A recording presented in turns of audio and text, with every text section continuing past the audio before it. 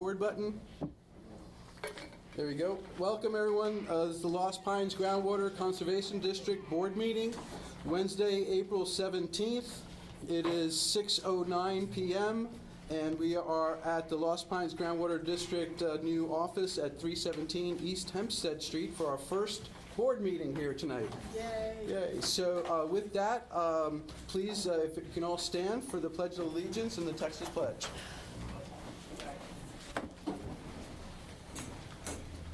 I pledge allegiance to the flag of the United States of America and to the republic for which it stands, one nation, under God, indivisible, with liberty and justice for all.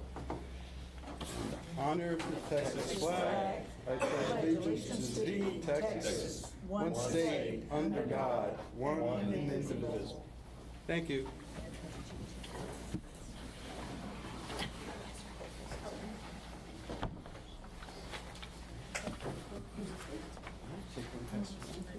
Do we have anybody signed up for public comments tonight?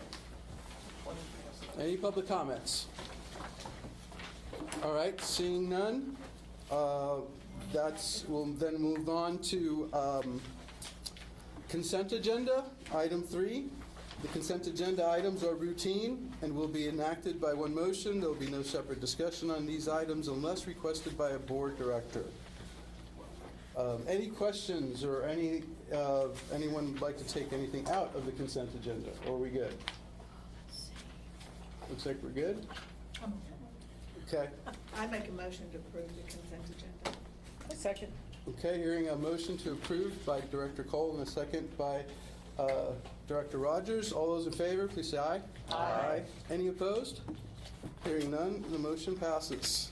We'll be on to our regular agenda and the announcements. I do have an announcement. And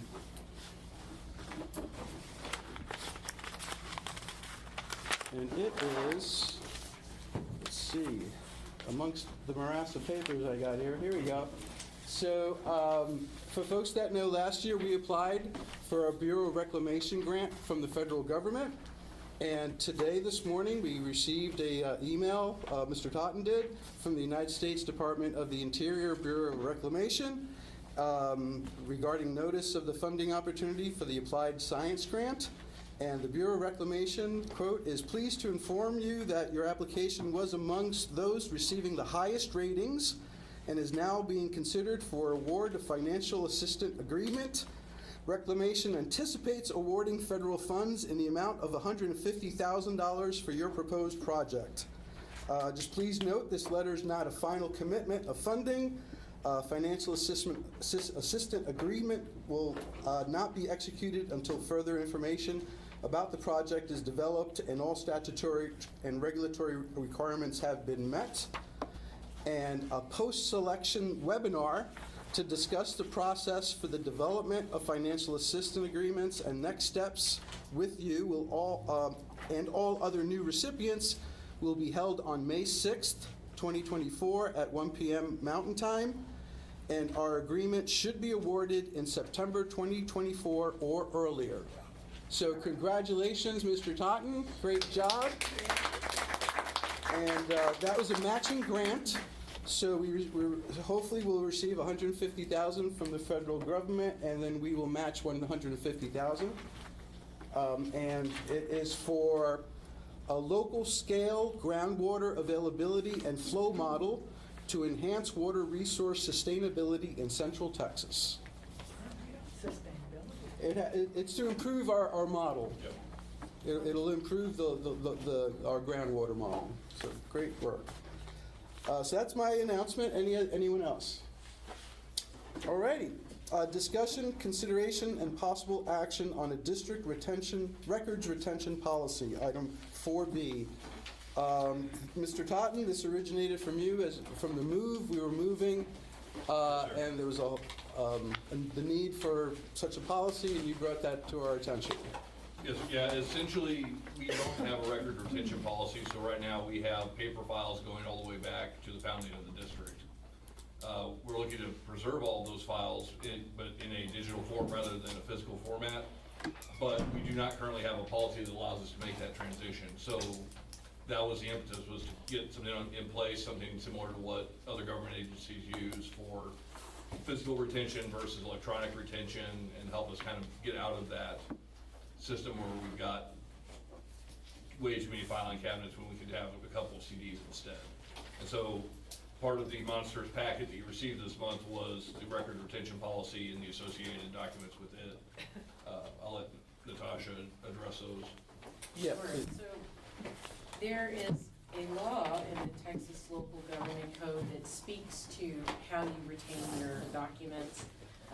There's about a 64-page schedule of different categories of documents and the timelines associated with how long you keep each one. And so this policy essentially says that we are going to comply with that schedule as adopted by the state archives. And so one of the things that Jim wanted to do was to make sure that we could keep the paper, or could transfer the paper files to electronic, and you can under the state law and under this policy. So you just have to keep the electronic records as long as you have to keep them according to this state schedule. And so, and it also designates Peggy as the records retention custodian. And there is a provision that after a certain length of time, the paper goes away, correct? Yes, it can be destroyed, but you have to follow, there's a certain statute and you have to follow that. 7 years, if I recall. It varies Yeah, well, for different yeah, things, sure. but yes, There's some that are 10 or forever. there's or some that are forever. permanent, Right. there's some that are 2 years, and so instead of scripting it out, we just refer to what the state has adopted. Any questions, any further questions on? What about records that aren't paper, like, big maps or recordings of our meetings or that sort of thing? So all those categories are covered, I believe. Okay. Yeah. Right, Uh, so, And that is something we will touch on, the recordings and all that, when we talk about the website Okay. later on in the meeting. Okay. But, yeah, a lot of that, a lot of our old maps, things like that, I mean, obviously they're printed on paper, but we don't mean that by paper records. That's just part of the historical record of the district that we'll preserve. Kind of, this is really more about, during the early days of the district, there were, anytime the district was mentioned in the newspaper, the staff would clip the Clipping article service. out. We can digitize that, we don't need to keep the original physical copies. So there's a lot of stuff like that that's just been, old minutes, old board packets, things could easily be digitized and stored rather than kept like this. And so we're just looking to set those timelines to be able to get rid of some, or not get rid of them, but at least move away from the paper copies and into a more digital preserve of some of the older documents in the district. Did you read that whole thing? I did not. I didn't either. someone in my office read it all. I'm sure. I'm sure. It was a joke.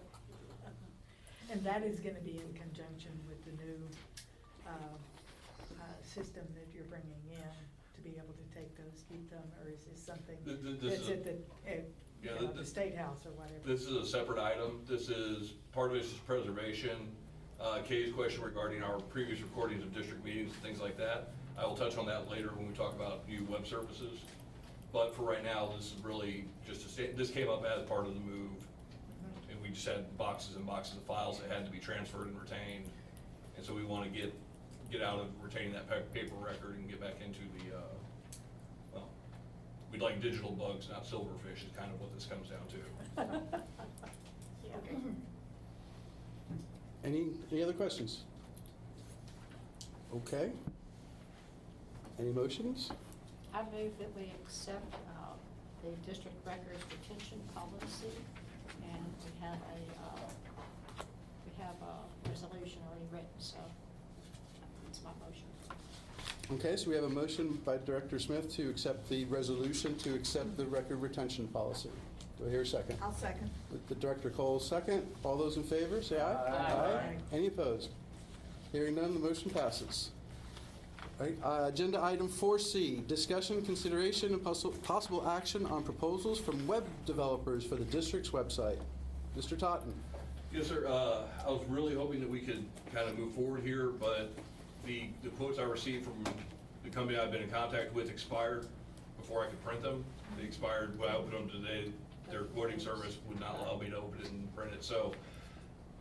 The other companies I reached out to did not respond to me in time with new quotes. So my recommendation at this point was, there were two reasons we looked at moving to the new service. First was the price increase by Civic Plus, and the second was just due to time, the time constraint. We'd been with them for, we needed to renew a contract with them if we stayed with them.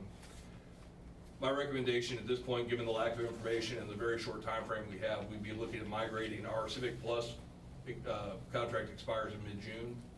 And so my recommendation would be to pursue a one-year contract with Civic Plus to maintain the district website while we get more bids and find other possible vendors for, for our website to, either make the change in the fall or in the early spring of 2025. It would have been nice to have gotten it done, but we're up against the clock and we didn't expect to have the change in membership that we had over the Christmas holidays that kind of slowed down the process a bit.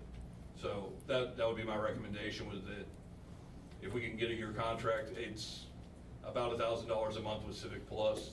The service they provided so far has been good for us, with few hiccups here just in the last year. But I'd also like to begin looking at trying to find a place that we can move all of our existing, the existing meeting records, move it onto a public video sharing or audio sharing platform, either something like Vivo or YouTube, something where we're not having to pay for. And that if we do decide to depart Civic Plus, we don't have to worry about them pulling the plug on that from us. We have a secondary platform. Yes, sir. Does the website that we currently have, is that compatible with the upcoming 3D model? That is a good question. I think it's Independent. I think it's a standalone thing, but I'm not positive. Yeah. It's independent.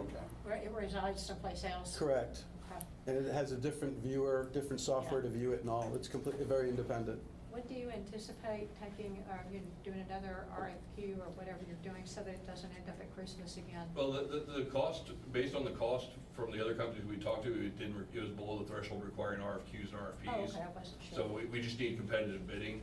Okay. So I'm just gonna keep beating the bush and, see if we can get more responses that haven't expired. Yeah. The company I had spoken to was great. Provided good ADA insurance. They reviewed everything to make sure all documents, spreadsheets, everything that you posted fit state law. It actually even included ADA coverage as a part of their package. So when do we need to sign a contract with somebody so that we have time for migration? I would say early next year. If we can get a one-year contract rather than the 5 years that we've been under with Civic Plus in the past, then I think early next year will be the latest. Okay. In lieu of any kind of a contract, is there a possibility they will go like for 6 months or month to month or something like that, continuously until you decide? Well, the question is just whether or not our current providers are willing to give us that sort of a contract or that sort of a deal. Right. I suspect that even our deals with them have been in 5-year increments. But I think we can get a year out of them, but we may be able to get shorter. We can certainly try and find that out. They'll charge us more, I'm sure. Oh, I'm but sure. That's okay. It was one of those things, I didn't think it was an issue until I went today to pull up the quotes so that I could give you all the quotes and realize that their quoting system had expired and, Yeah. Is the status quo a one-year contract? Is that what we're currently under? I believe so, because I think we. So basically, we just need to table this item and and continue with the status quo. Yes, sir, we will follow up with Civic Plus. Yeah. Verify that it's a one-year contract, and. I as long as believe that's the norm. As long as that's the case, then yes, sir, we'll just Yeah, move forward. I think we've been under a one-year contract for. I think the initial It renewed contract was is every 5. 5, and then it became a 1 year after that. Right, so I think we could just table this item. We don't need an action on this item. I don't believe so, no, sir. Any other questions on this? All right, then moving on, we'll just table this. Will be to, agenda item 4D, quarterly update on the quarterly review of the district's groundwater well mitigation program and discussion, consideration, and possible action on amendments to the groundwater well mitigation program. I did. Okay. Yes, we have, everyone should have a hard copy of Mr. Totten's readout. Well, and Natasha Martin, the district's counsel, also should have provided the proposed new language for the indemnity clause that we Right, that's the one that says well diagnostics. It starts with page 8 of 19. Right, so that's the change, that's the change, the proposed changes. And so, on the dais, each of you should have a copy of the, kind of a brief memo outlining the discussions that were held Friday. There you go. Typos and all. I saw that ink, okay? There are basically 3 points. The first one is, as we discussed previously, there's some concern about the indemnification language that was included in the original mitigation applications and contracts. The obvious intent was not that the landowners would have to be responsible for defending the district, but there was some that felt it could be read to require that. So this language has been brought to you by Natasha Martin tonight is meant to kind of help clear that language up and clear that concern from any landowners that may have had it. The recommendation of staff would be that we go ahead and adopt that change. It's it's a very simple change to the application forms. If we need to go back and get it re-signed by previous, any previous applicants can go back and re-sign it if they, feel like making that change. Otherwise, we'll just make it going forward. But it will help clarify that indemnification. So I would recommend that we take that up. The change being what's printed in blue? Yes, ma'am. Right, it's underlined, and there's a change within the program on section Right. 8 for the right of entry, but then there's also a change to the agreement, the program release and reimbursement agreement. Same thing. Do we have a copy of the district-approved right of entry form? Has that been promulgated? Or is that- That's in the works. That's in the works. In the works. Okay. We have statutory authority for right of entry, but Right. we are working on an agreement. Additionally, we met with representatives from Bastrop and Lee County regarding the stakeholder program last week. Out of that meeting, the 2 major takeaways were, one is there was a desire to see the district revisit the structure of the mitigation program, switching from reimbursement to direct payment. And it was driven by several concerns between tax implications and as well as there was some discussion of potential for fraud, more on the part of a landowner who receives the check and then skips off to the nearest casino to go burn the check rather than pay the well contractor. Not our problem, but it is something to be aware of. So it's at this point in time, the district staff's not making any recommendations. Keep an eye on it for the remaining quarter, and then we can revisit it at the next quarterly meeting, which will be in July. Yes, ma'am. When you say tax liability, are we talking about federal Yes, ma'am. Internal Revenue Service taxes? Questions like, Okay. if you're over that 10,000 and the bank files an SAR, that could, there's concerns that the suspicious activity reports for movements over $10,000 could trigger IRS interest in the account as well. Movements from us to them? Yes, sir. I mean, all of our checks are clearly labeled as, mitigation reimbursement, but there are still concerns out there with regard to how that's structured. So at this point in time, I'll leave it to you to read, but the recommendation would be that we leave it as, as a mitigation reimbursement, at least through the end, through the middle of the year. We can revisit it during the summer if it becomes an issue. Up to this point, the majority of our mitigations have been reimbursements from activities that occurred during the suspension. So we were reimbursing people for activities that they had undertaken between the time the original program was suspended and the time the program was brought back. These concerns about a lot of the tracking and the timing and everything else, that doesn't really apply because that money's been spent. But we'll just keep an eye, we'll keep an eye on this issue, and if it continues to be an issue, bring it back up in July. Jim? Yes, ma'am. Last year, it was the Financial Services Committee that worked on this because it was financial in nature.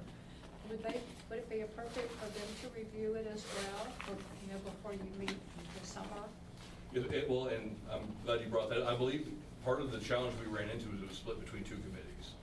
Right, because Yeah, it was split there's between- infrastructure Yeah. and mitigation, because mitigation was financial. Well, it didn't matter to me, I just thought a committee might look at it before you meet with the landowners.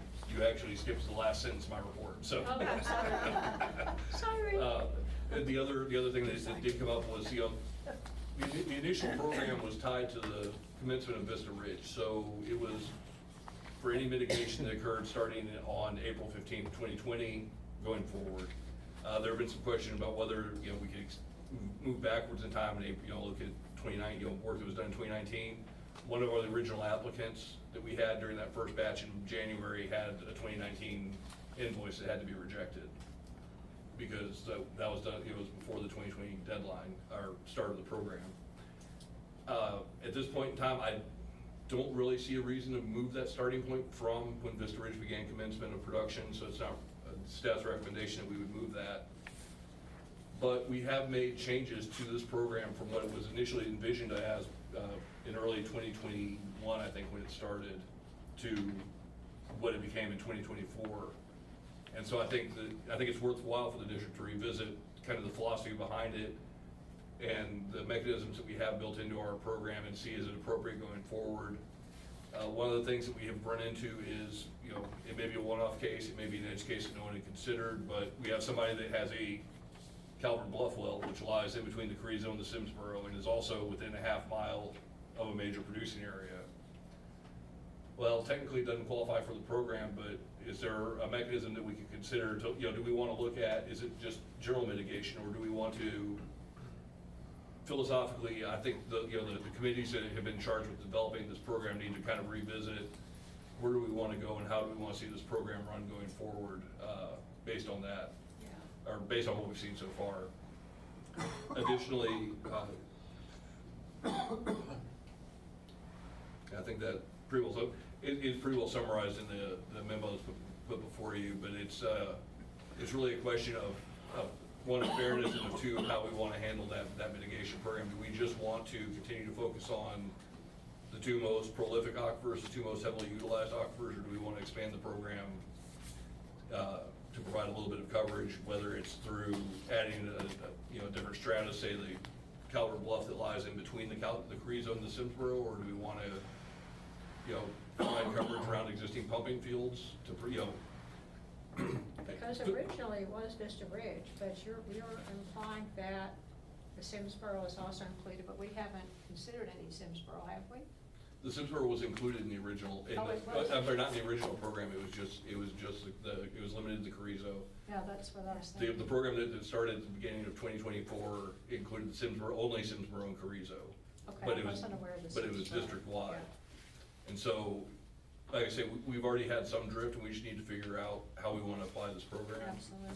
And I would recommend that, the matter be taken up by the appropriate committees, in relatively short order, hopefully, to kind of figure out how we want any changes that need to be made, or if we're happy, or if it's, if the program's functioning as intended, or if we want to make changes to it. And with that, I'd be happy to take any questions regarding the mitigation. We'll do an update, program update during the general manager's report.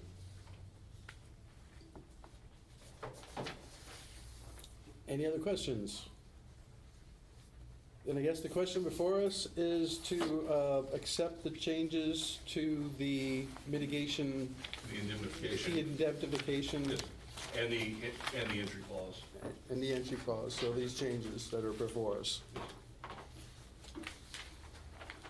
I'll make a motion to accept those changes. Okay, motion made. Do we hear a second? Second. Second by Director Cook. All those in favor, please say aye. Aye. Any opposed? Hearing none, the motion to accept these changes passes. Next item up is item 4E, presentation by LRE Water regarding a 3D model mapping tool. Mr. Vince Claus. And I know, I can tell you that Vince will be back here in June. Once we get the big screens and the Zoom, we want to make sure that we record. He's going to, in June, he'll actually present the model live in real time. And we wanted to make sure that it was recorded and that we had the big screens that we could properly present the tool of the model. So today will be, I guess, paper-only presentation, but come June, the expectation is that Mr. Claus will be back to show off the real model live at that time once we get all the audio-video equipment. And the presentation was in our packets. And Mr. President, members of the board, Mr. Claus, I do apologize. We tried to get everything installed by this week, and it's looking like next week is gonna be the week that everything's gonna come in. So I was hoping we'd be ready to go today, but didn't quite work out that way. Well, if everyone bears with me, we'll make it work tonight. Just Good. sit there and so you'll have to hold your There you go. laptop. No, if I sit down, it might throw me off, so I would prefer to have the one laptop in the hand. Wow, Or you could that's, set your computer there. that's, Oh, that's Take Yeah. advantage of that. There you go. So, well, good evening. Exciting to be in the new offices here. As I told a couple of y'all, my new favorite drive is that drive down 112 from Williamson County. It's just beautiful rolling hill countryside, picturesque topography and the underlying geology that makes all that. It's really special, and knowing what's really happening under the ground there through the development of the 3D model has been quite exciting for me here. So as President Hernandez indicated, I'll be providing just a more brief overview tonight. You have a slide deck there in your work packets. I'm not gonna go over every slide tonight. If there are slides that I don't go over that you did have questions on though, please feel free to stop me. We're gonna actually start on slide 2 here this evening. And that's just to remind everyone of why we went about doing this work. The key focus here was to integrate, build upon, and enhance those regional data sets that already existed out there by putting more of a local touch on those data sets. We have a lot of big data sets associated with the groundwater availability model reports, BRAC studies, so brackish aquifer studies that the Texas Water Development Board's undertaken. And there's a lot of really good data in those studies, but those are regional studies. They weren't specific to Bastrop and Lee County. So the idea here was to take that data, build upon it, and make something that makes more sense for groundwater management here within Lee and Bastrop County. So specifically, this work focused on performing a detailed stratigraphic analysis. So understanding those subsurface geologic units, we call them stratigraphic horizons, making sure we understand where those are in the subsurface, because those then correspond to where our aquifers are. That was the key focus here.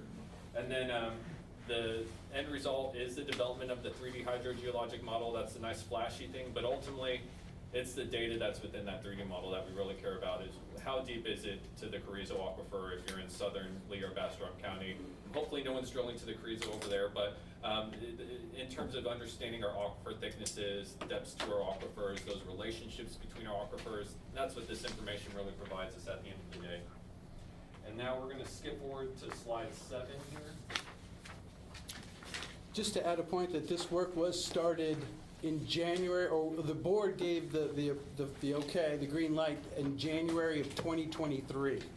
So it's been 14 months that this is baking, and finally we've got the cake. Exactly. Right, so, okay. Exactly. And What page, I'm sorry? 7. so Seven. 7, it's gonna be the orange, the green, and the blue dots. Thank you. And just to revisit, this was the well control that went into the 3D model. We had a total of 793 geophysical logs that we used to develop this workspace here. We had existing well logs that we were able to pull out of some of those regional studies, and then we pulled in additional data where needed to supplement to make sure that we're able to get very good spatial distribution across the county, specifically in areas of interest such as that northern Lee County, Lexington area where we know we have a lot of faulting that we wanted to make sure we were able to figure out. The one caveat here that I wanted to, or the one thing I wanted to bring attention to was, out of the data that we pulled in, we actually went back and we reviewed nearly half of those data points. We made sure that they were accurate, and we supplemented where they may have missed certain data points as well that they could have taken on the geophysical log. So quite a lot of heavy lifting here, just cleaning up the data that was already provided for us.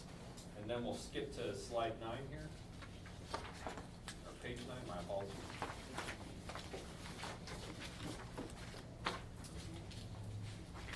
So what we actually have on the left side of the page here is a screenshot of the 3D hydrogeologic model. On the right side, this is the relationship of the 3D hydrogeologic model layering and how that then relates to the Carrizo, Wilcox, Queen City GAM layering and the Agua-Jackson groundwater model layering.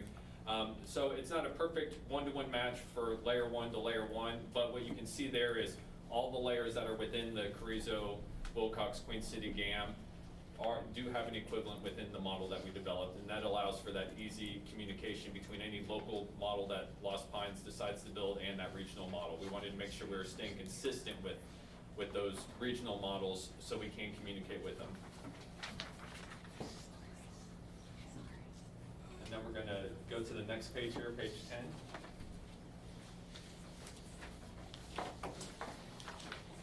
And I'm just gonna briefly touch on this. This is something we like to do for all of our models. It's a variance analysis that tells us how close the model is to reality. We know where we have these data points for each of these geophysical log locations. As we create the 3D model, we have to massage that data in some areas to make it work, specifically around faults.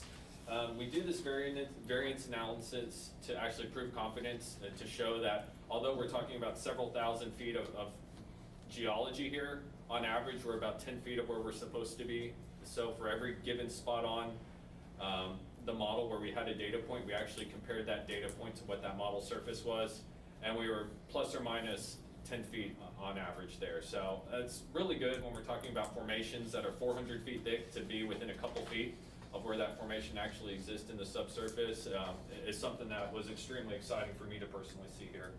And I'm not gonna go into too many details on the variance analysis here, but slides 11 through 13 kind of highlight what that really looks like. We're really just fitting data along a curve and seeing how closely it matches to what the expectation is there. So we can skip forward past those slides and we'll find ourselves on slide 14 here.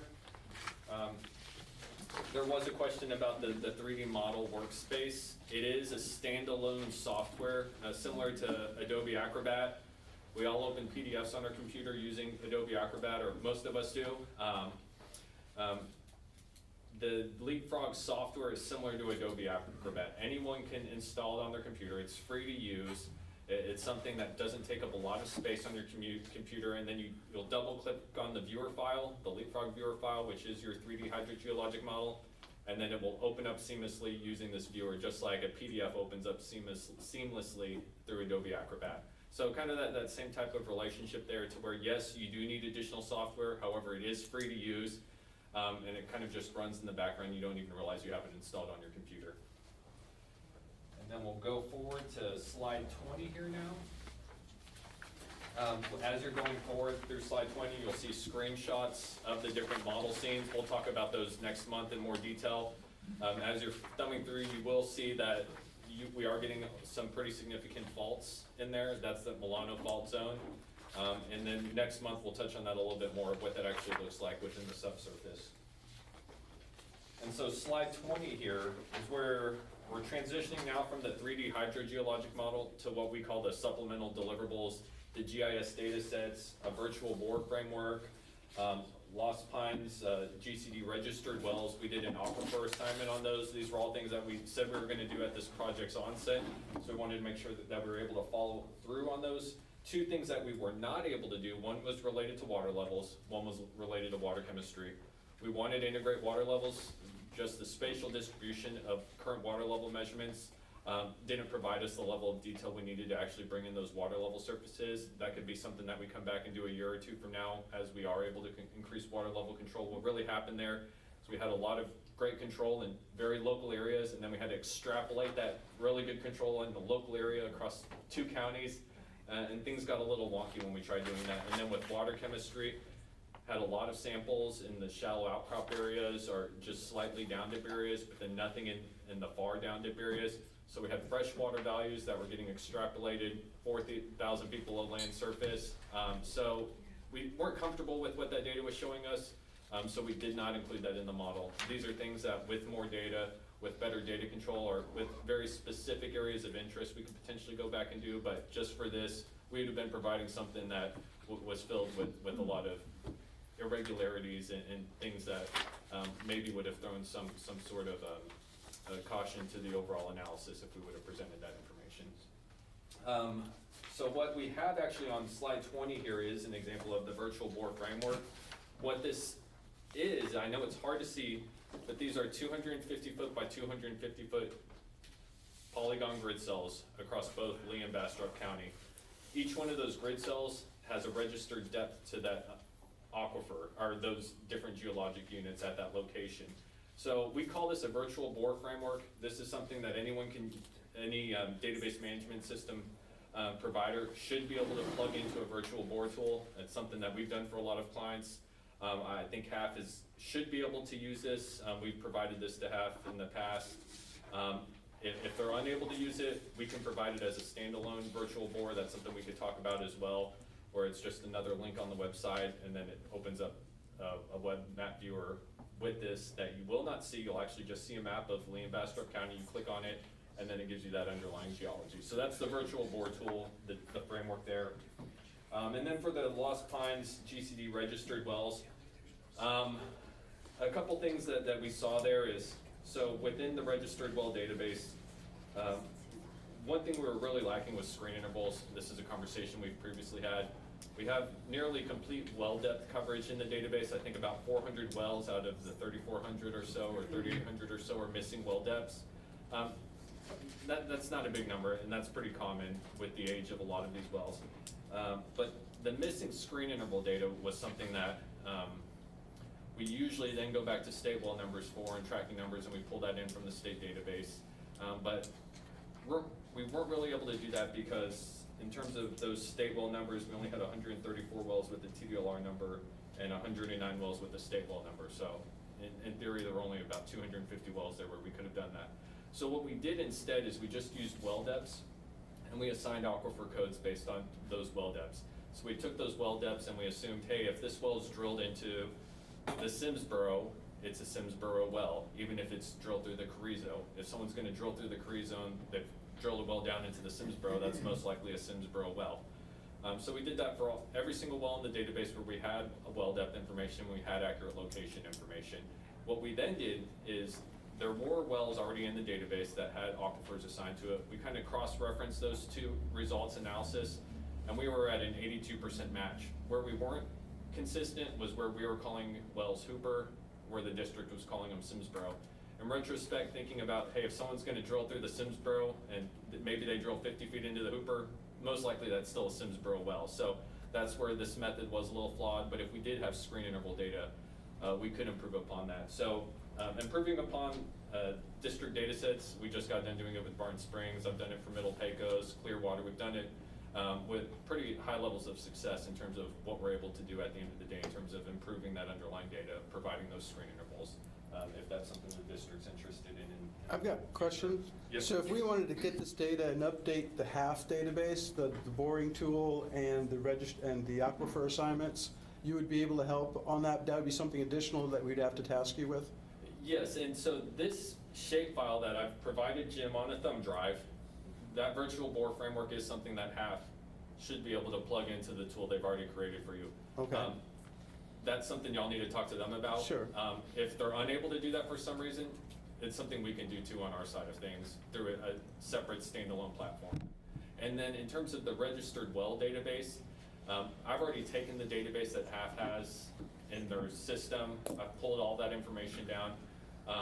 It's something that I've done for a lot of different GCDs where we've gone in and then we've cleaned up all the data after the fact, and then they've pushed it back into their database management Oh, system. that's great. So you've already done you've already sucked that data in. We could massage it and give it back to them. And so the real challenge here is going to be assigning state well numbers to the wells. We have to do what's called a spatial query, where we look for wells that are in close proximity to one another, and then we have to see who that well owner is and then match it to the database. So it's a very tedious and time-consuming process, but it's something we can do and we have done with some high success rates with a couple case studies that we could provide that shows what those numbers look like at the end of the day when we do something like that. Okay, and maybe that's something that the district could take on as well if you help us. Right. And Okay. Okay. You said that you needed to get more specific data for the areas where you had to do the extrapolation, that wasn't matching up.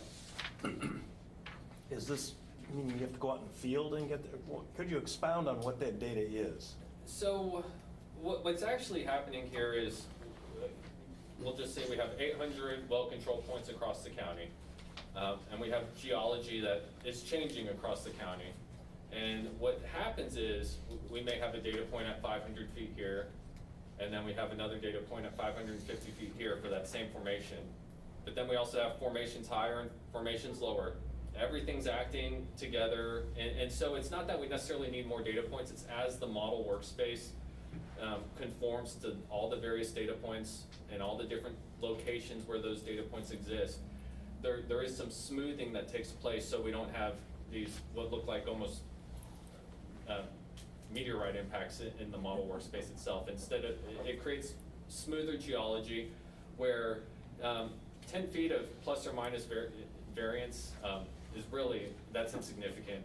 When we really think about someone that's drilling a well 700 feet, that 10 feet really is a very insignificant number at the end of the day. So it may sound high, but it's actually really, really good for, if we compare this to the data that's already out there, the GAM data, some of those surfaces are off by 200 and 300 feet in some areas. So it's very reliable. We're very confident in this virtual bore tool. Being able to push this out to the general public is something that I would support. It's something, if that's the direction the district wants to go. The data is solid. There are areas where we didn't necessarily have a well control point. Those areas, we may never be able to find a well control point until a well is drilled there. There are some areas that we could continue to improve upon with new data, but the variance analysis itself was more about how the model takes into account 13 different geologic formations ranging 7,000 feet in depth across a 2-county area. Okay, going forward, are you gonna be making recommendations on where to maybe put some of these new wells? And so the very last slide here, the last page in the handout is recommendations or kind of conclusions and recommendations.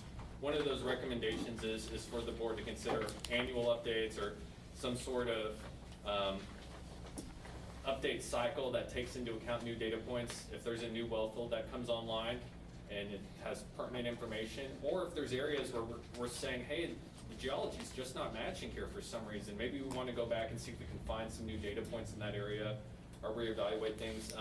Being able to set aside what we call like an annual model update budget is something we've done with other GCDs to go back and tinker with the model a little bit.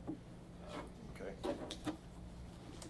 So Vincent, when would you need to know, I mean, when would you need our approval or consideration for your recommendations for you to begin work on? Next year, 6 months, tomorrow? Some of these recommendations are more, they're designed to maybe think about things a little bit differently. The first one there, I believe, is about pump test as it relates to faulting in the area. We have some very significant faulting. I know that we've talked about the Tanglewood Graben, but when I say significant offsets or faulting, we have Carrizo Wilcox that's completely separated from other Carrizo Wilcox in some areas, where we have true compartmentalization of the aquifer. So what may happen in the near future is someone comes in with some pump test data and they say, hey, I have this very prolific aquifer under my property. I have this well pumping here, this monitor well 500 feet, and I'm not seeing any drawdown. Well, that could be because there's a fault between those two wells. So those are things that we need to consider, or the district needs to consider as we evaluate permits, how pump tests are being evaluated if there are nearby faults, but also considering that some of these faults may be communicating with one another, some may not be. And as the district thinks about building its own local groundwater model, those are very useful insights that will feed into that groundwater model in terms of how it's processing the flow and movement of water. Something like the annual updates, we're not going to do an annual update right now. That's something we would try to do a year from now, but that is something I think the board should consider. It's something that we've done for several different GCDs where we'll do that for 5 or 6 years, and then we end up saying, hey, everything's perfect. We don't need these annual updates anymore, unfortunately, for me as a consultant, but fortunately for the clients, to where we've been able to fix all those areas that may have had some lingering issues, or we may have been able to find a new data point that improves the accuracy in a specific area. And the report that Jim does have, that I believe he said he'll try to upload to the Dropbox sometime in the next week for you all, provides some further details and explanation on some of these recommendations. I'm excited with what I saw, and the virtual board tool as well. I think that's something that is a little bit more user-friendly than the 3D model, but we couldn't have got to the virtual board tool without the 3D model. So they all go hand in hand in terms of the play between the two. Now, Jim, will that be accessible by the public? Is this report still draft, I believe? Right now until. Oh, okay. As long as the Got it. report remains drafted, it'll be Sure. in-house, yes, ma'am. But once you as a board have accepted the full report, and we're ready to move it from the draft format, we'll reevaluate it from there.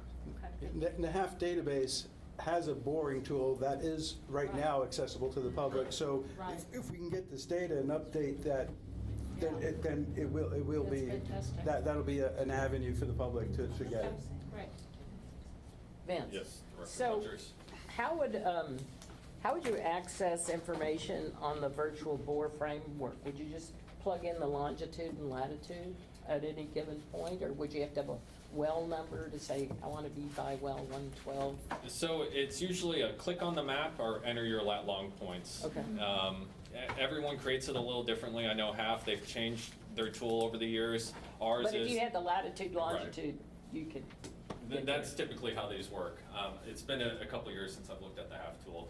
But what I remember is you either click on the map or Click you it. type in coordinates. Both, yeah. I remember clicking. And so this would become useful to well owners, land purchasers, well drillers, Mhm. water districts? All of the Who above. else? Yeah. Okay. Okay, so we'll look into getting you in touch with HAF and we'll get that underway. Because we've worked with HAF before to update that data. Right. So they've already done that in the past for us. Any other questions? Yeah, I do.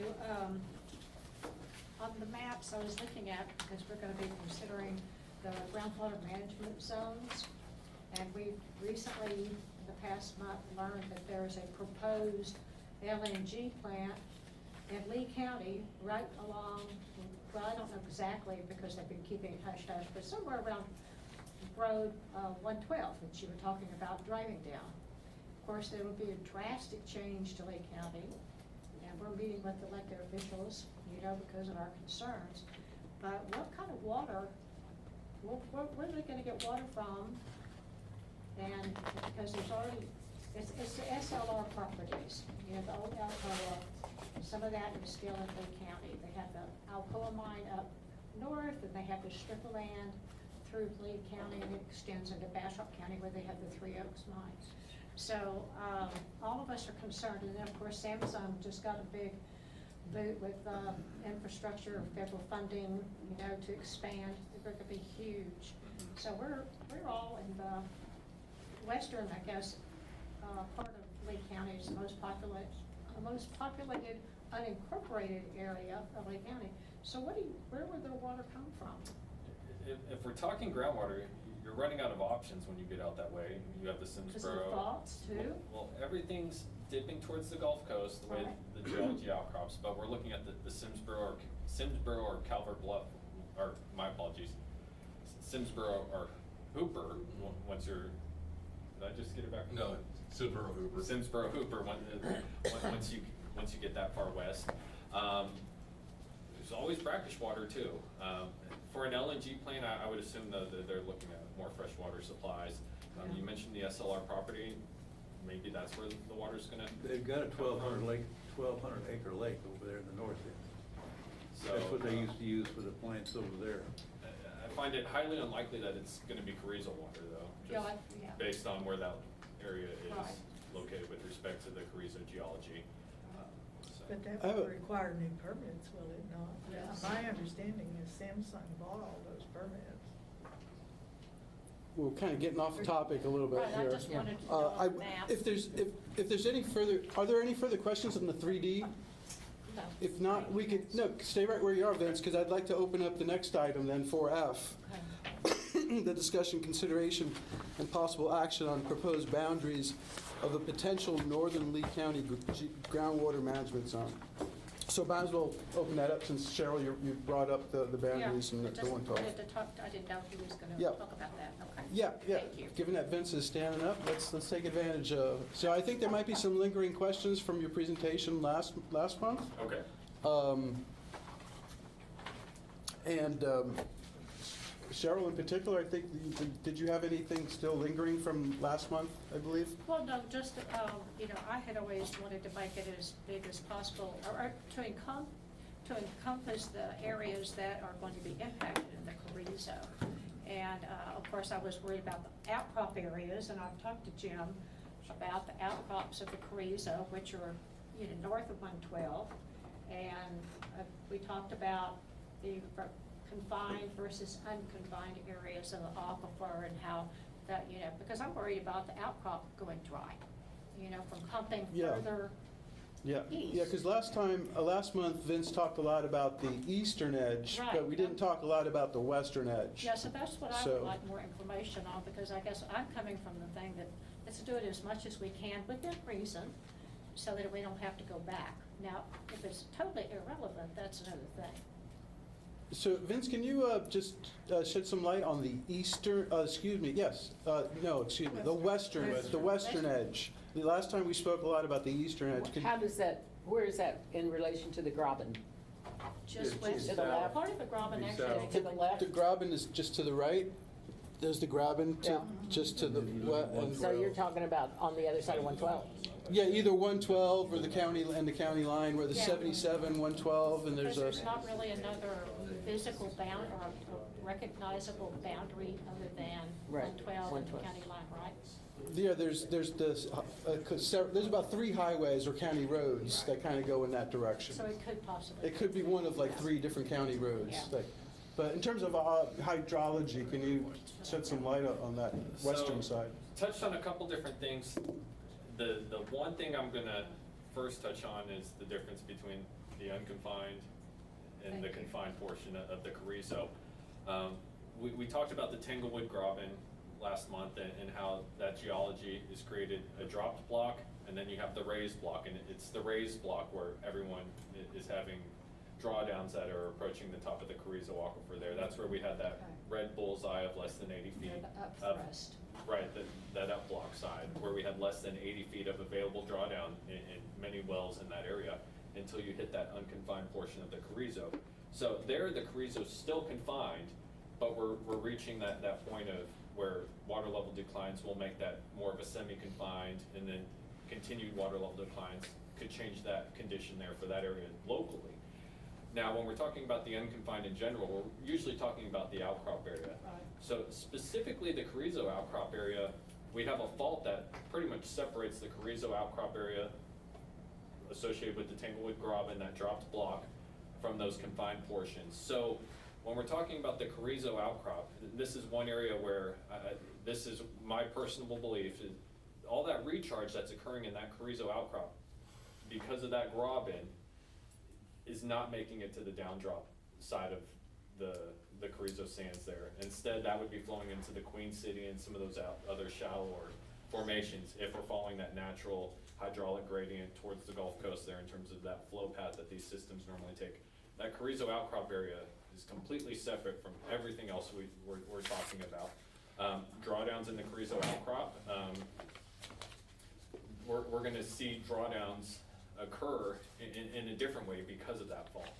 We have that Queen City sand adjoining up next to the Carrizo outcrop. So we're kind of talking about something a little different. This is where we go to that shallow groundwater flow system that's within the groundwater model. I know we heard Dr. Hutchison talk about that several months ago during some of those permit hearings.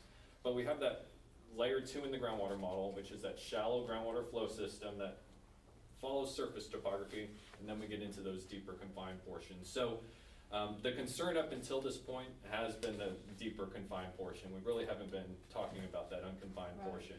right. Pumping in the shallow, unconfined portion of the Carrizo sands, those impacts, we don't quite understand those right now because we haven't been studying those. Pumping in the shallow Simsboro, Wilcox, there's a lot of different things that we'd be talking about in terms of what's happening further west, further north, along 112 there, Right. in terms of how that's really impacting that shallow Carrizo zone.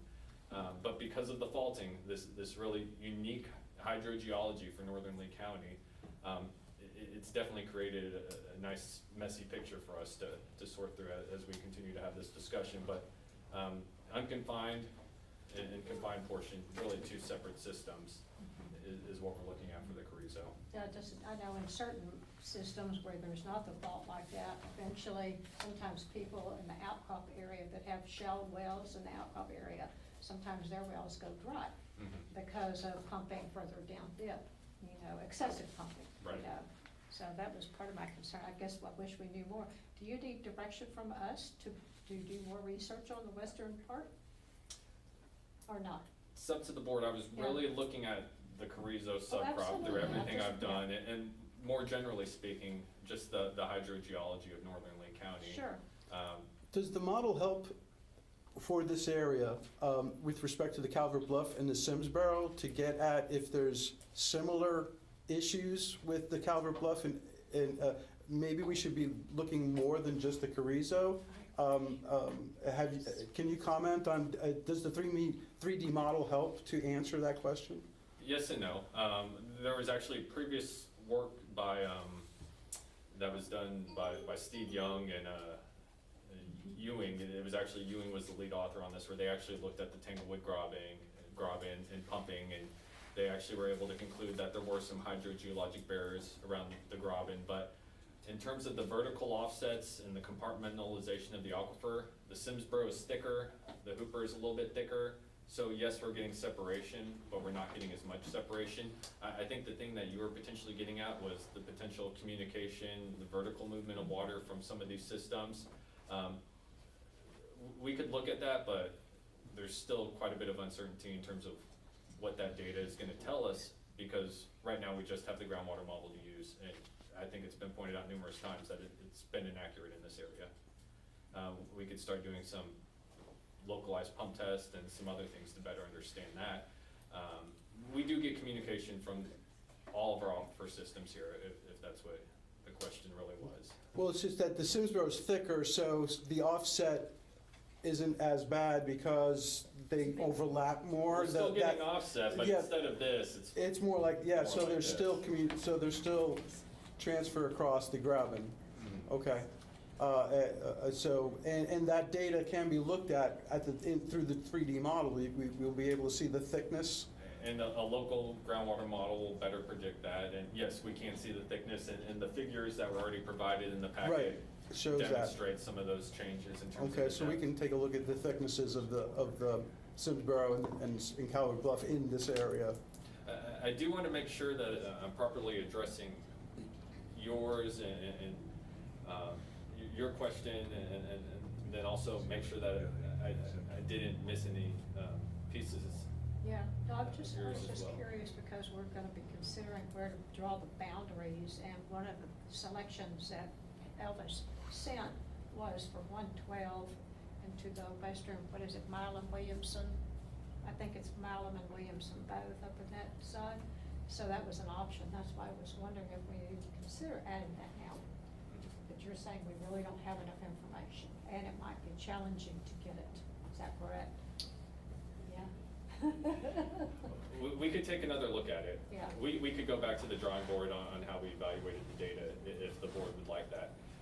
We may come back with similar results or Right. no new Just- data. Yeah, it's the same answer, yeah. The connection between the Simsboro, the Calvert Bluff, the Carrizo on the west side of that fault to the Tanglewood Graben on the down block side, maybe that's what some of this questioning was related to. We would need some pump tests to really try to better understand what that's looking like. Yeah, we're just trying to define where the unique aspects start Right. on that western side. I think that the data that we looked at last week, we're really looking, once again, north of 696, and as we Yep. start thinking our way westward, 112 creates a nice political boundary there, since it's a roadway, it's something that's easily definable. Once we start thinking about the Carrizo and the outcrop, as we start getting further west and kind of further south in the county, I think we start getting too far away from the Yeah. actual unique geology and what Yeah, we're at that really point, it's thinking not, about. you're not unique anymore. Right. That characteristics exists further south. Because it's So- still just the north. Yeah, it's just not that a north, yeah, okay. Like an upside down cone, yeah. It's not it's Okay. not a majority of the county. And once again, the available drawdown is really what we are focused on, is Understand. where are some Yeah. alarm bells going off based on that geology? Yeah, and to that end, I mean, what we really don't want is for that hydraulic pressure to get to zero and to start what I believe you call dewatering the aquifer. Semi-confined aquifer. So that is conditions. something to totally avoid. That's preferable, yes. Right. It's We don't- not always avoidable, but Right, it's preferable. but yeah, as a goal, we want to avoid dewatering that aquifer and having zero hydraulic pressure in those areas. And the primary reason As a is goal, we have a lot of well owners that would then impact if we got to that point in time. Water chemistry changes, a lot of unknown variables start. because right now, you had said, we have like 80, 100 feet of drawdown, and zero is bad. So somewhere between 80 and zero, we have to maintain that hydraulic pressure. And Or that would be our desired future, or a goal, right? There's not like, in the western portion of Lee County, we talked about the Crezo, there's not saline water underneath the fresh water that far west, is there? Is it only when you get deeper, or do you know? we would see the saline water as we go down dip. That's what I thought too, so chemistry may not be as much a concern, but just the availability, quantity. My last question is that you've mentioned that there's other faults and other grabens, and I saw that in the map. There's the Page graben, for example, I noticed. So do we need to have you, give you a different directive to look at the other areas and identify other areas that might need special attention and special management due to the different faults and zones? Is that something we additionally need to task you with? And this goes back to one of the recommendations, it'd be a little bit clearer in the report, but considering the faults is something that is important. Making sure that we're evaluating each new permit Okay. in these fault zones is something that we should be doing. Now, whether or not that requires a management zone to do that, but also as we do have large well fields and higher volume pumping come online, everyone that's always on that upwalk side is at risk as we're in those shallower zones, just the way the geology's created that higher section, that shallower section within those fault blocks. Yeah, I would like to get proactive to be able to look and identify those areas, to be able to proactively say, okay, these are the areas that we need to be aware of, and possibly carve out different other additional management zones possibly. But at least to identify that these other areas are sensitive and unique. I think to draw attention to them Yeah. is a good idea. Otherwise, a year from now, it may be something that we're not thinking about as much. It's definitely something that will come up again. Yeah, it's more longer term. Right. Correct. And being more proactive is never a bad idea. Any other questions on this topic of possible GMZ boundaries?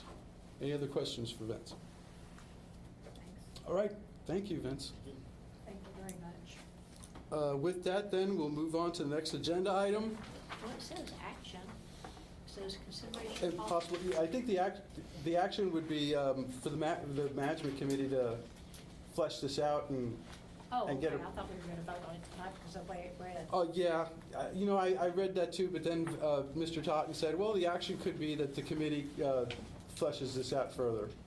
And I think that would be the appropriate action at this point in time, would be for the management committee to continue to flesh that out.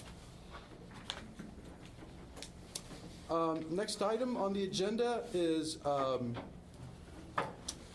item 4G, discussion, consideration, and possible action on request of Aqua Water Supply Corporation for an operating permit for boat right well to be aggregated with existing Aqua S well field in Bastrop County, Texas.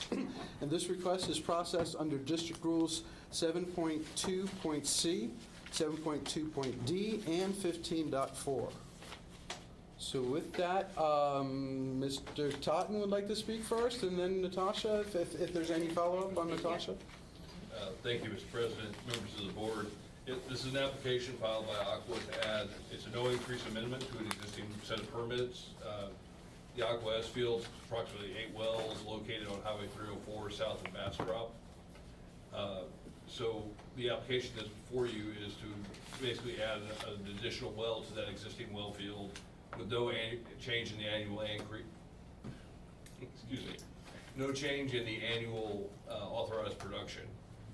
And so what we've done this in the past for several of our permanent holders where we've added new wells to existing well fields. This is usually more a sign that the existing well field isn't capable of meeting the instantaneous capacity. The long-term total volume produced remains unchanged, which means that the demand has not increased, it's just the water needs to be supplied in a more quick manner. The recommendation of staff is that, this be, like I say, we've done this for other applicants. The total annual production has been built into our planning and our long-term regional water planning for as long as I've been here. This will just provide the applicant the ability to produce that water. The water has already been written into the permits and been part of our planning process for the last decade and a half. So my recommendation would be that the board consider the application from Aqua to add that new additional production into the existing field. And I can answer any questions you may have. Yes, ma'am. Just to be clear, you're shutting down the well that you was it actually drilled? So the S field is currently composed of 8 wells. This would add a 9th well into the S field without changing the total annual production. So if you've got wells that were drilled, that were drilled 20 or 30 years ago, that may not be producing at the rate they were originally permitted for, you need to make up more water when the wells are on, but you don't necessarily need more water over the course of a year. And so this application just seeks to add that additional productive capacity to an existing permit. So at some point, if the other wells were to over-exceed or whatever, you would have to cut back some others if you're not gonna actually shut down a well and create a new one? Yes, sir. So, the permit hold, that would be the way the permits are written. It says if they exceeded the total permit, like I said, it's 8 wells along Highway 304 just south of Bastrop. This would be the 9th well. The total annual production between those wells cannot exceed the aggregate The permitted total. amount. Yes, Okay. ma'am. Okay. So I think that's 2,300 acre feet is what's permitted for those. So it is a brand new well and you're not shutting down another one? Correct. You're just Adding it to. controlling the amount Yeah. that all of So- those wells produce? So this new well, this 9th well, will share in the aggregate permit between the other 8 in that field. And it allows them to have the freedom to kind of move around where production is. If a well goes down, they have backups for that as well, which is what, in addition to providing instantaneous capacity, we've had applicants who just add wells to their well field to provide that redundancy so that if a well does go down, they don't lose a third of their, the productive capacity of a field. That wasn't clear, thank you. Oh, I apologize. Yeah, what was the total permit for the well field of 8 wells? I believe it was 2,300-ish. This is one of the older ones, not the ones from the past year or two. Correct, yeah, Okay. so this is The the S field. 23.5 from a long time ago, I don't even remember when. Okay, and I see the location, when would the well be drilled? At what point, like now? Well, what's our limit now, 365 days? Haven't they already drilled it on the Miller property right there, right across from Triggs? Because I saw a rig out there. Could be, I've not, Well, we I've could ask them. been in that part of the county. That was just the test hole. Oh, okay. I fish in a lake right by there, so I just. That was the test hole. Yeah, so, so you have 365 days, that's our new rule, right? 360, yes, ma'am. Yes, Right. new rule. Okay. And the question is just to give up the 180 and go to the 365? Is that the question? No. The question for this item is to add that 9th well to the existing field. And And how much is being pumped aggregate the now? total annual How much is being production. pumped? I know the last time I remember we talked about this, it was like 30%, maybe, of the 23.5? It's about half on an average year because over the summer, people use more water. Right, right. But on an average day, it's about a third. So I'm not too familiar, I don't go down that way since I'm in Lee County, so there's a lot of, I know there's a lot of growth, so. Okay, thank you. Natasha, would you like to add anything, or are you good? We reviewed the application and it meets the rules that allow for you to aggregate the permanent production. And so you can approve it without going through the public hearing process, because there's no increase in permitted Right. production. Right, a hearing was not required. Right. It's just administrative in nature. No. Well, it requires board action, but yes. But no it would hearing. be- They would get a new permit and then the total volume aggregated between the 9 wells. How close is it to the other 8 wells? It looks like, as the crow flies, it's pretty close. It's close enough that it doesn't change any of our modeling, which is the major thing that we look for is that. And you don't think it'll affect any of the outlying wells over by it? The S field is not an optimal place. It's right near where the Simsboro kind of peters out in between the two formations. But that is the location they've chosen to expand their operation there, so. And that's already been modeled in and baked in, It's, so. the production, the field, like I say, it's close enough that it doesn't really change the modeling that needs to be done, so it, for lack of a better term, it's already been baked It's into the already baked original in. plan. We're just looking at changing the instantaneous rate that's being produced at. I'd like to give Aqua a chance to speak if you'd like. Anybody from Aqua would like to? I'm gonna just give you, if you don't, that's fine, but I'd like to give you an opportunity to speak if you'd like to. Sure. I'll just thank the board for considering our application, and I thought Jim did a great job explaining exactly what our permit is for, and that's all. Okay. Any further questions of Aqua or of Mr. Totten? All righty, then. I'll entertain a motion at this time. I move that the aqua water supply, boat right well be aggregated with the existing well field in Bastrop County, Texas. Well, we do have an order, so, right, we just need to approve the order. As presented. So the motion to approve the order, Ben? Okay, the motion to approve the order was made by Director Arsufi. Second. Second by Director Smith. All those in favor, say aye. Aye. Any opposed? Hearing none, the motion passes. Next up on the agenda is item 4H, discussion, consideration, and possible action on the request of Thomas Turfgrass for extension of deadline for well completion under District Rule 5.5. Mr. Totten. So under the district's previous rules, and it's something I've tried in the past to change and kind of given up on, but it sounds like something we may revisit. Permit holders are required to drill with their wells within 180 days of permit issuance. Thomas Turfgrass has requested that we provide basically another 180-day extension to give them more time to bring a driller in and get their well completed. They also have a pending application that will be probably taken up next month to possibly move that undrilled well to a new location on their property. But the question before the board tonight is whether to simply grant them that extra 180 days. During my 12 years with the district, I can recall one applicant that completed a permitted well within 180 days. And in that particular case, they actually drilled the well. Their test well was engineered as a full production well at their own risk, so that they were able to go directly from test well to production well as soon as it was granted by the board. Every applicant that we've had that I can recall with that exception has needed at least a year to get their wells completed. We do also have outstanding permits where that 180-day deadline does not directly apply due to a permit condition. So we have outright waived the 100-day restriction on permit holders within the district. So my recommendation would be based on the previous precedents and the district's previous activities that we would consider granting this 180-day extension to drilling Giddings. Yeah, one of the things I couldn't coincide the dates with is, this is an April request, so that'd be 6 months. But there's a letter in the packet from the well driller that he can't start drilling until December, which means the 180-day extension is gonna wind up before that drill will, so he's gonna have to reapply.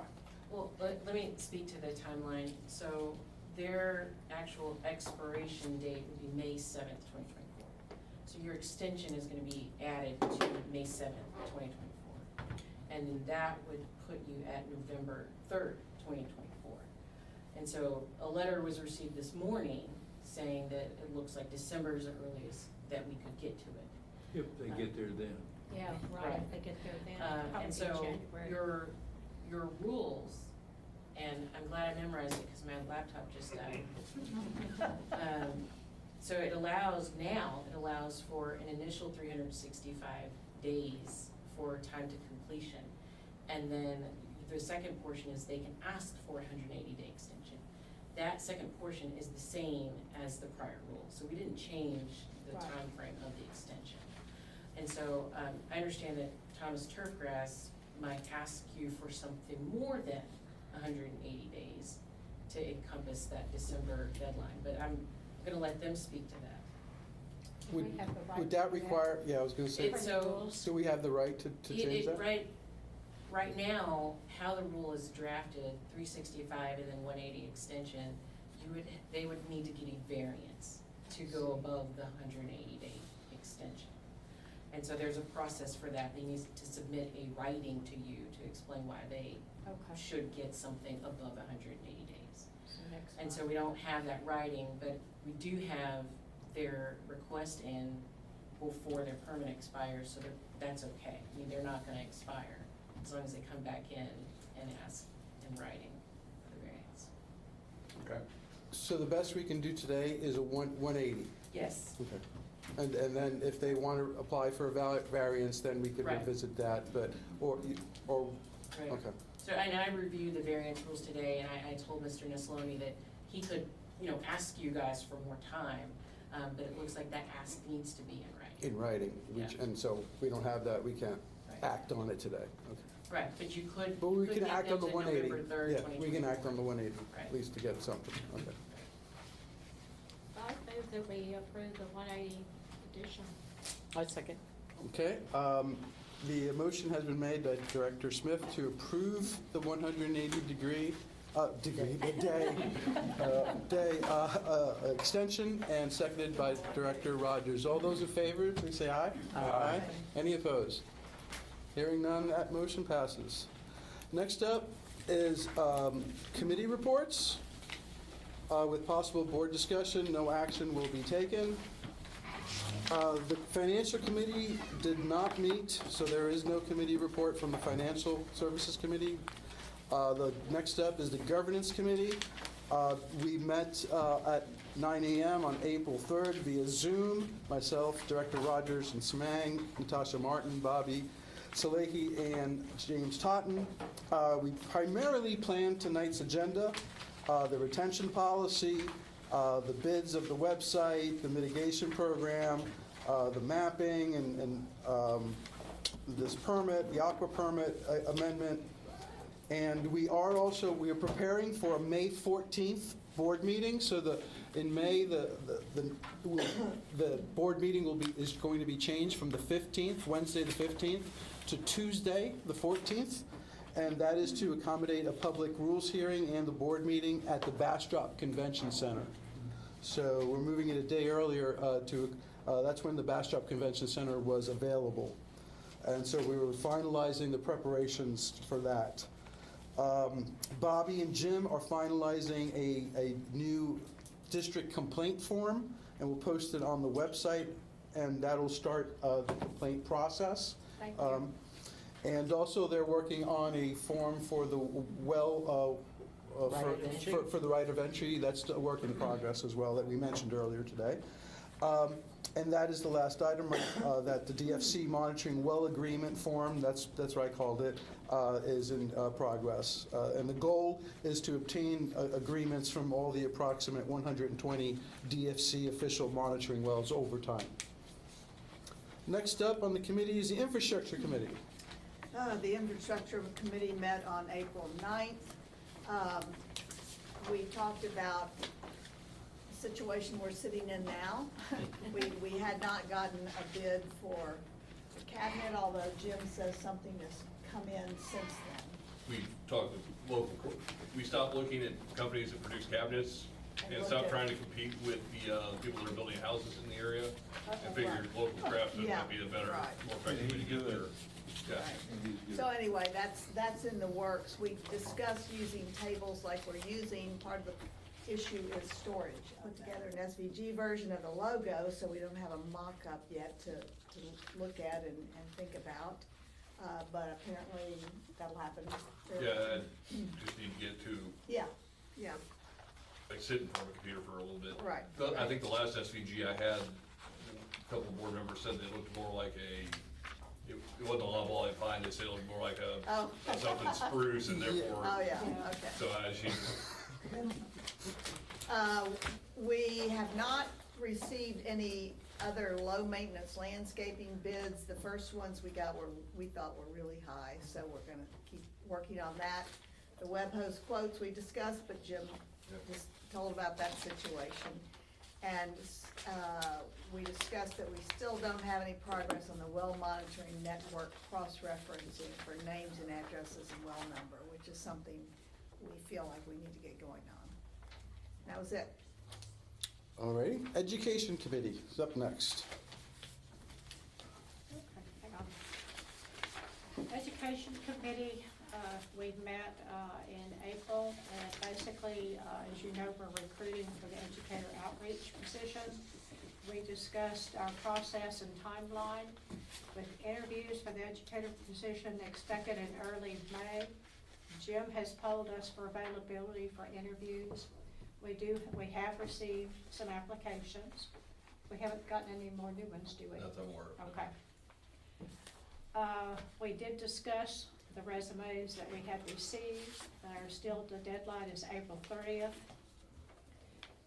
Interview questions were discussed and a final list of questions in progress. I composed the first list and sent it out this afternoon so that we at least start with the same basic questions from all candidates, and of course we can ask other questions from that. It's just kind of a fairness thing.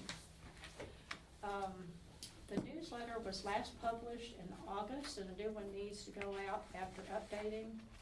And Mr. Supi here has suggested that perhaps we add the ecosystem services article to it, or maybe an abbreviated version.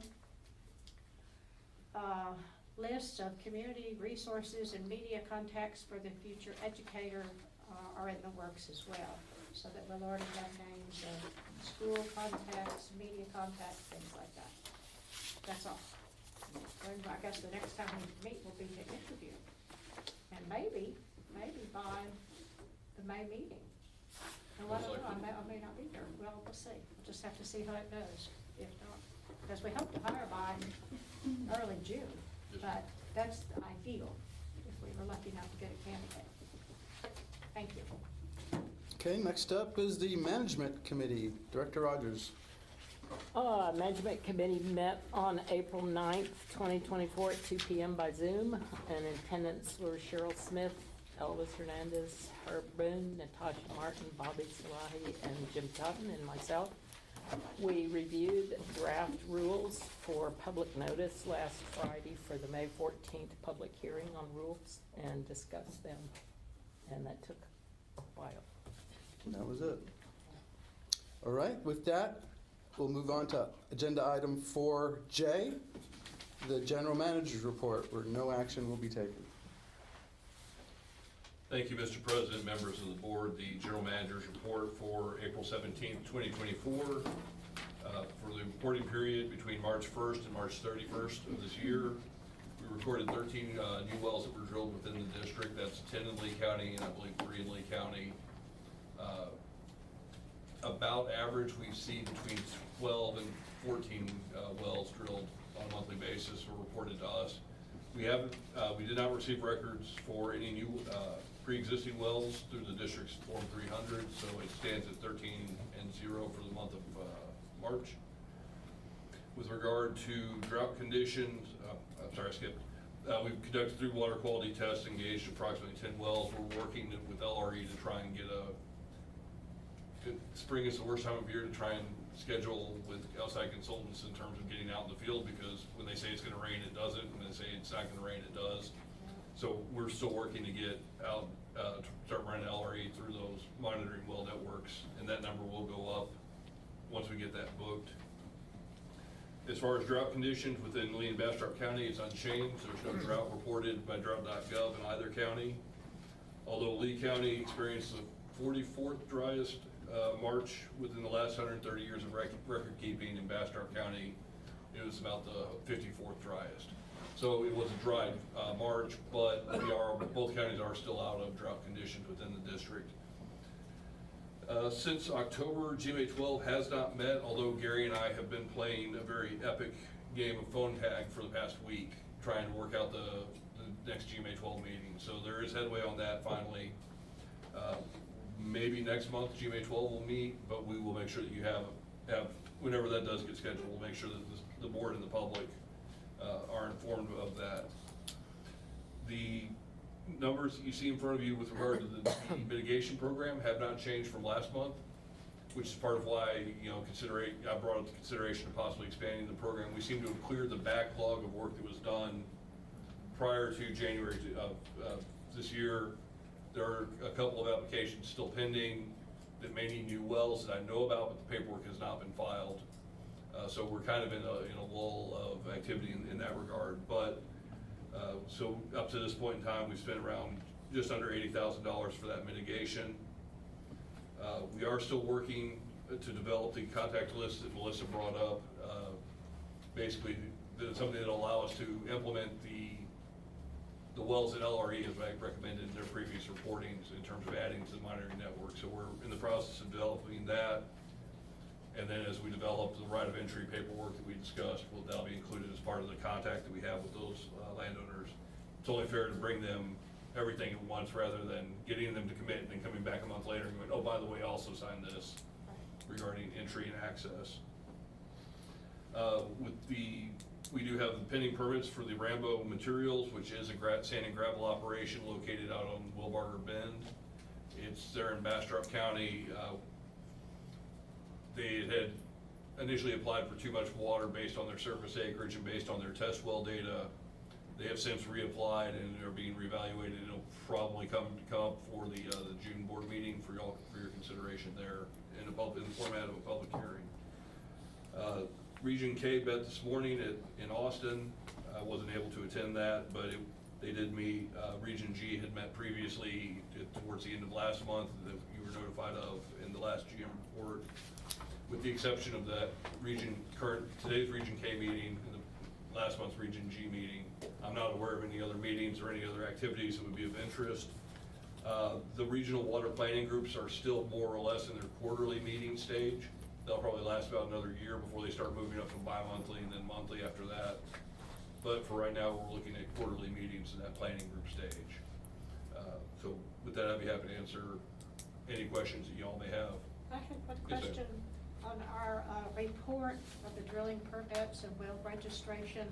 I was just wondering, do we know how big a piece of property that they have to have in order to have a well? Because somewhere in our rules we have 10 acres, and I don't know if that is a rule or what, because I was just wondering, because I saw this other piece of property, it was like, I was talking to somebody the other day where there's this, everybody has like really small 1 or 2 acre plots, and everybody has to have a well, because they couldn't get, for whatever Couldn't reason. get other I service, thought, well, yeah. we don't have anything like that, do we? There's a provision in chapter 36 that says the minimum at the state level, the minimum to be exempt, you have to have 10 acres. But the district has the ability to create exemptions that are different from those criteria. That's what I was wanting to know. And so we have typically, at 1 acre, you really start to get into a challenge of adding a well and a septic system that will meet all the spacing requirements. And your neighbors are so close? Yes. Yeah, You- exactly. you- Every subdivision that comes through on both sides, from Lee and Bastrop County, they come through our office, and we have to check to make sure that, you don't draw a 100-foot strip wide and call it an acre, 1 acre lot, because there's no room for a driller to be 50 feet off the property lines. So we verify that the lots are big enough, that they're of a size and a design that won't cause problems for spacing. But in general, about 1 acre is about as small as you can get as far as the district's concerned. So do we know how big the pieces are? Like, are we giving exemptions, or do we know that they have to have 10 acres? I'm just curious, No, because it's- we've never discussed this. No, it's 1 acre is, the district doesn't issue variances for it, but 1 acre is a about the smallest that we've run into. Yeah, I think management committee needs to look at that. If we wanted an official rule in that regard, we can No, I think we certainly. need to, okay, just something else to look at for Yeah. the future. So Jim, wasn't there a new law regarding subdivisions that come into counties that don't provide for public water, that are requiring the folks to drill wells, and they have to do a very expensive report to the county commissioners before they can have their plat approved? So it really comes down to size. I mean, if you're talking about somebody that's splitting up, 250-acre lots, that's a bit of an overkill in terms of that requirement. But if you're talking about somebody splitting a 50-acre lot into 49. I think there was some more details to it. 49 one-acre lots, then yes, Right. that study absolutely becomes required. Or even 10-acre lots, I think. Like I say, it's really a question of density and whether or not there's enough information that. I don't know that Yeah. Bastrop Commissioners Court has put that into their Yeah, subdivision. Lake County's evaluating it right now. Yeah, We- because I asked Clara Beckett about it, because At what they, the district level, we'll make that recommendation that if we don't have enough information to say, yeah, okay, those wells can be supported either because of density or location, then yeah, you need, well, at the groundwater Groundwater conference, study. they intimated that a lot of counties are coming to water districts for some help Right. in implementing that rule into their yeah, subdivision. and until they do, all we can do is make the recommendation that, we're not comfortable based on, these criteria and a groundwater study is necessary. Okay. I think if Mr. Claus has way, we do a groundwater study in every case, but no offense, sir.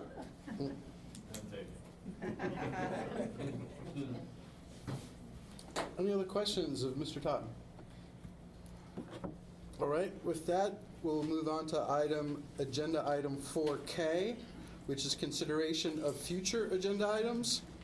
I have that we have the auditor report next month in May. We should. We should be having an auditor report next month in May. Yes. I believe they requested it, so that's the one agenda item I'm aware of. I have one. I've been wanting someone to come from the Texas Water Development Board for a while to talk about their Springs initiative. Mm-hmm. And I wonder, when we get our big board and our TV and our Zoom capacity, maybe we could have him come to us. That's what we've been waiting on. Yes, ma'am. Yes, for sure. The general representative, well, you've spoken to him as well. I'm drawing a blank on his name, but as I recall, he lives in West Texas. Cody. Cody, yeah. Fort Stockton, I think. Yeah. Yeah, so somewhere out in West Texas, he's only in this region once a year, He and so. drifts through here. He goes to San Antonio once a year to Groundwater Alliance. Yeah. Yes, Robert ma'am. Mays But does a getting similar- him scheduled is a challenge. And so, yeah, the hope was that once we have a virtual capacity that, doing things like bringing in someone from the Water Development Board or, state agencies. Well, via- Robert Mays did a presentation last June, the American Groundwater Trust. It may not include everything that this man is, but he. Well, they have a Springs initiative going on at the Water Development Board, and I thought we Yeah, could absolutely. hear about it before all of our springs dry up.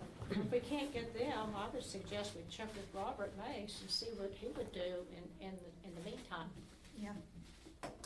Yeah, we've got this on our to-do list. We've just been waiting for the Zoom. Sure. I'm just reminding. Yeah, it's, we got it. Okay. Yep. I would also, Yep. not next month, but maybe June, talking about socioeconomic report. Another way. And I don't know at what point, since Vincent's gonna be back in June, if we wanna talk further about what other recommendations he has, or if that's too soon. But I would like to at least, because we did have it in the original proposal for them to do, and there are some other GMAs and districts that have done them, not many, but some. Because I think it's critical for us to evaluate, because the TWDB and the regional planning process just looks at totally different figures, and we need to look at what's happening here. So anyway, I'd like for us to at least discuss it. Okay, Yeah.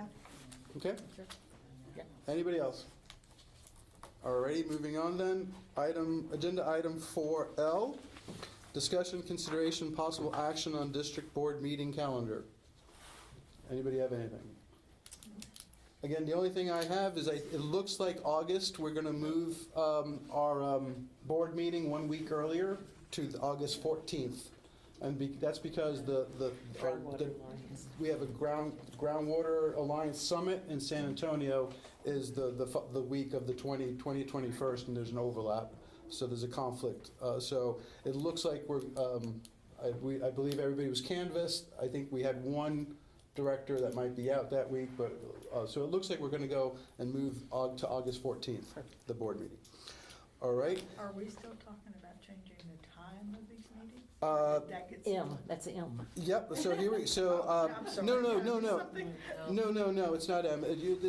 Yes, it looks like Director Phillips might be able to do a 4:30, starting in June, possibly. So, this would possibly be another on the agenda for May. Right, So that would be another May agenda item, would be the moving earlier, and it looks like 4:30 might be I want to make sure of the suggested economic report, I was talking that for June. June. Yeah, yep, I wrote that down for June. Yep. 4:30 p.m. Yep, yeah, not AM, no. Okay, item 4M, set date and location of next meeting. That'll be at the Bastrop Convention Center, May 14th at 6 p.m. There'll be a rules hearing, followed by the board meeting, back to back. All right, so with that, we'll enter executive session at 7:46 p.m. On item 5B, C, and D. So, executive session of the board pursuant to Texas Government Code Section 551.071, or any closed session permitted by law to consult with its attorneys to seek advice regarding potential amendments to the district rules. And 5C, executive session of the board pursuant to Texas Government Code Section 551.071, or any closed session permitted by law to consult with its attorneys and seek advice regarding LCRA v. Lost Pines Groundwater Conservation District, Third Court of Appeals in Bastrop County District Court, LCRA lawsuit number 1, and 5D, executive session of the board pursuant to Texas Government Code Section 551.071, or any closed session permitted by law to consult with its attorneys and seek advice regarding LCRA v. Lost Pines Groundwater Conservation District, cause number 423-9385 in Bastrop County District Court, known as LCRA lawsuit number 2. So with that, we will enter into executive session. We plan on not taking any votes or any action, so this was the last item on our agenda. We plan to just go into executive session and come out and close the hearing. So there's, if folks would like to stay, you're welcome, but we're not going to be discussing really anything when we come back. We're just going to be closing the hearing, the meeting, excuse me. I'm sorry to interrupt. Aren't some people still recused from the number 1? LCRA number 1? Yes, myself and Kay are recused from LCRA number 1, so we will, Do you want to do 2/3 or whatever? so we will be not attending that portion. Well, I'm not going out on the street. So with that, we will break for the executive session. All right. We do have a space in the break room, so we can go into the break room right now.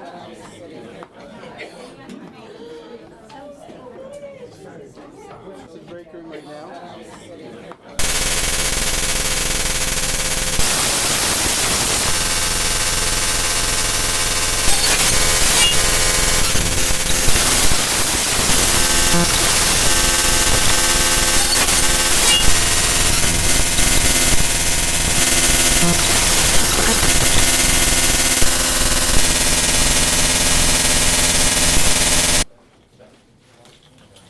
Okay, we've returned from executive session. No actions were taken, no votes were taken. The time is 8:26. And now we will also then adjourn the meeting, now at 8:26. And the meeting is adjourned.